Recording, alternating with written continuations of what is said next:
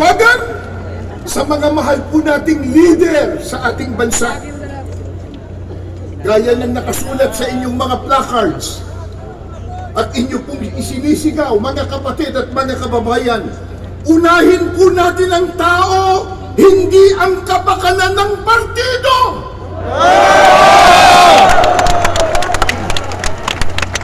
Serbisyo po muna bago ang sariling gusto at benepisyo. Ngayon ay 2025 na. Sa bagong taon ay unahin ang pag-unlad ng bayan, hindi ang pagbabangayan.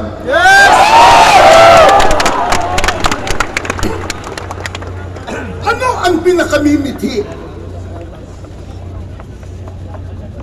at hinahangad ng bawat isang mamamayang Pilipino, ng bawat isang narito? Kaya tayo nagpakapagod, nagbuya, nagutom ang iba, gumasta kayo ng salapi, gumugol kayo ng panahon, katakot-takot ang inyong sakripisyo. Bakit? Ano po ba ang pinakahahangad po nating matamo? At paano yon matatamo? Tuturuan tayo, hindi ng politiko, kundi ng Diyos sa pamamagitan ng kanyang salita na nakasulat sa Biblia.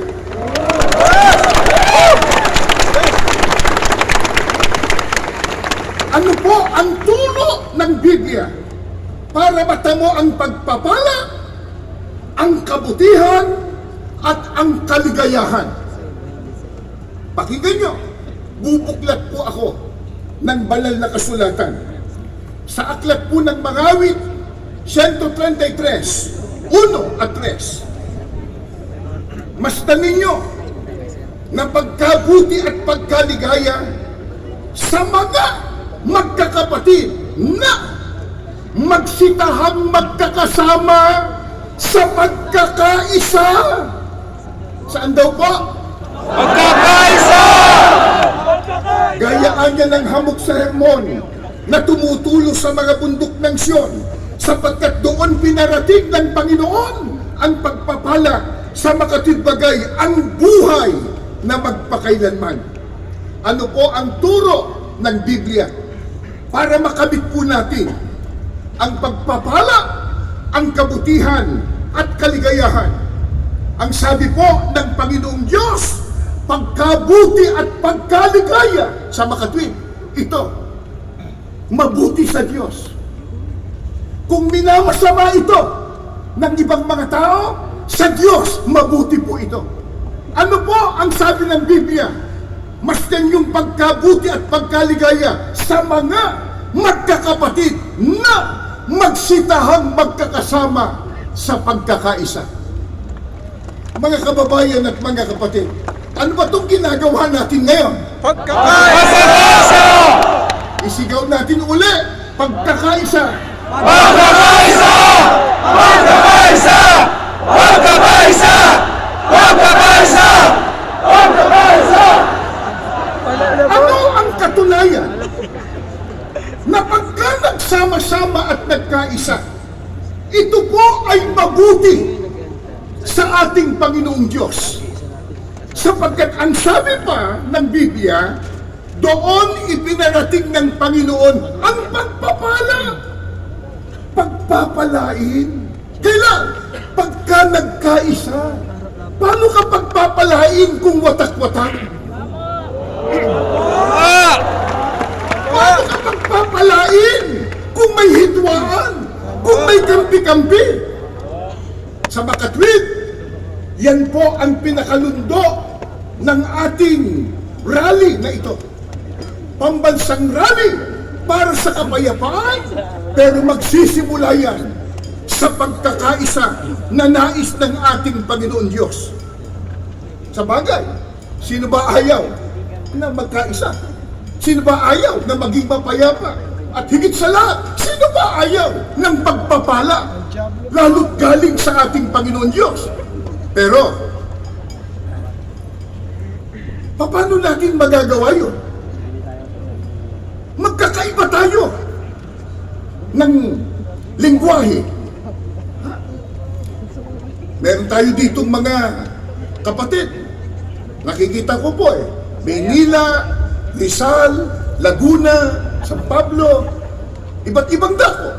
Magkakaiba tayo ng lingwahe at dialekto. Magkakaiba ng partido. Magkakaiba pa ng relihiyon at interes. Paano po magagawa yung pagkakaisa?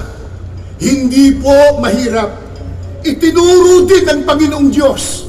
Nakasulat din po sa Biblia, sa Colosas 3:14. Ito po, higit sa lahat, taglayin ninyo ang pagmamahalan na siyang nagbubuklod sa ganap na pagkakaisa. Paano po mabubuklod sa pagkakaisa? Kailangan pala ang pagmamahalan. Pagamat may kanya-kanya tayong opinyon sa isang partikular na issue, iba't ibang kalagayan ng ating buhay o interes, pero kung udyok ng pagmamahalan sa isa't isa, lalo't pagmamahal sa ating bansa, tayong lahat mabubuklod sa pagkakaisa.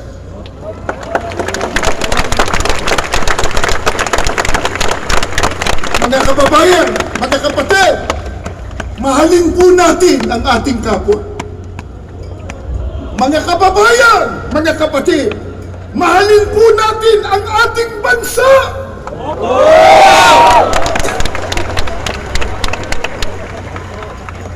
Hindi ang pera. Hindi ang kapakan ng pagsarili. Sa makatwid, para sa ating bansa, pagyamanin po natin ang pagkakaisa, udyok ng pagmamahalan at pagmamalasakit. Mga kababayan, iisa lang po ang ating bansa, ang ating bansang Pilipinas. Walang ibang magmamalasakit dito, kundi tayo na mga Pilipino.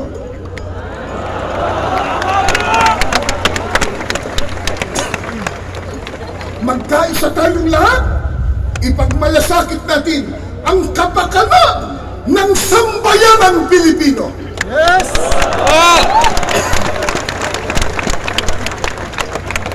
Bukod po sa kasaganaan at pagpapala na dulot ng sama-samang pagkakaisa, alam po ba nyo kung gaano pa kahalaga na tayo ay magkasama-sama sa pagkakaisa? Ito pa po ang turo ng Biblia. 2 Korinto 13, ang talata po ay 11. Sa katapos-tapusan, mga kapatid, paalam na. Magpakasakdal kayo, mga aliw kayo, mga kaisa kayo ng pag-iisip, mga buhay kayo sa kapayapaan. At ang Diyos ng pag-ibig at ng kapayapaan ay sa inyo. Gaano pa kahalaga ang sama-sama nating pagkakaisa? Ang sabi po ng Biblia, mabubuhay kayo sa kapayapaan. Mga kapatid at mga mamamayang Pilipino, ayaw po ba natin ng kapayapaan? Isigaw nga nyo kung anong gusto natin.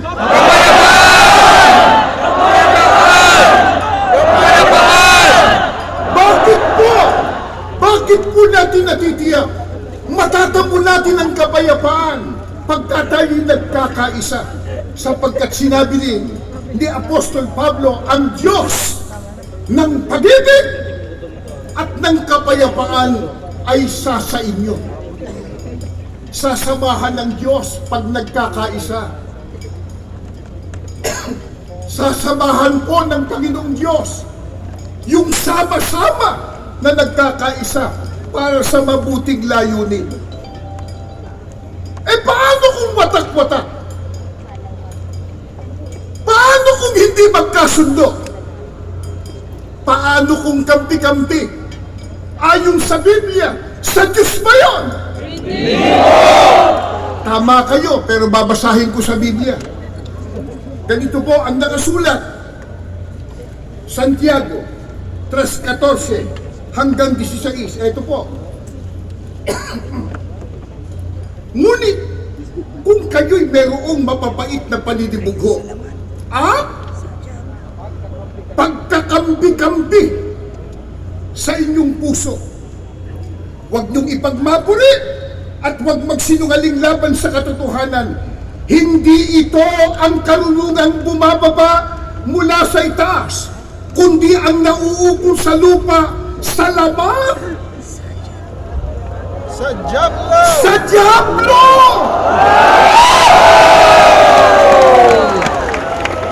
Sapagkat kung saan mayroong paninibugho at pagkakampi-kampi, ay doon mayroong kaguluhan at lahat ng gawang masama. Pagkampi-kampi, watak-watak, away ng away, hindi magkasundo, sa Diyos ba yun? Hindi po! Ang sabi ng Biblia, huwag niyong ipagyabang yan. Huwag niyong ipagmapuri. Yan ganyan. Hindi galing sa itaas. Yan ay sa lupa, sa laman, sa Diablo. Mga kababayan at mga kapatid, papayag pa tayong maging sa Diablo? Hindi po! Magkaisa tayo. Yung ayaw, bahala na sila kung sa Diablo nila gusto.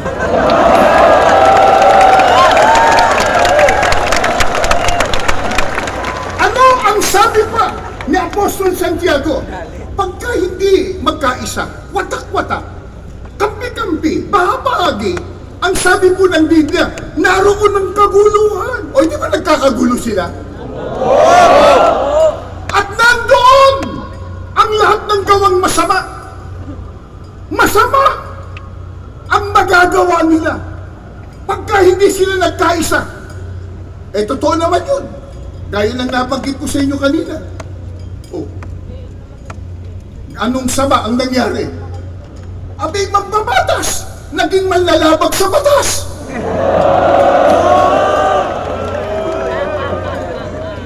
At merong sinabi ang Panginoong Kristo, pagka ang isang gobyerno o kaya isang kaharian nagkawatak-watak, hindi magkaisa, ano ending niyan? Ano ibubungan niya? Ito po, pag binasa po natin ang nakasulat sa Lucas 11:17, ang sabi ni Kristo, ang bawat kahariang nagkakabahabahagi laban sa kanyang sarili ay magkakawatak-watak. Masisira, babagsak, mga mamamayang Pilipino. Papayag po ba tayong ang ating bansa'y bumagsak? Hindi!